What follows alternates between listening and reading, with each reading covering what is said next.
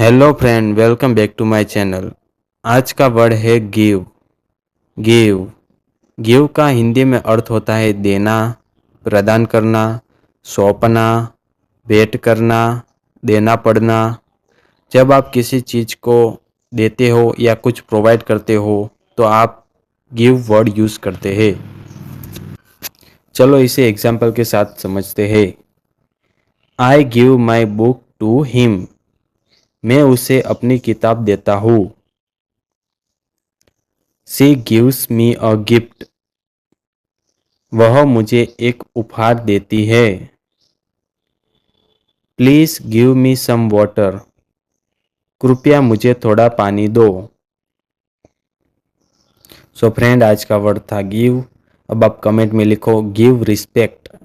मिलते हैं next video के साथ। चैनल को लाइक करें, शेयर करें और सब्सक्राइब करें। धन्यवाद।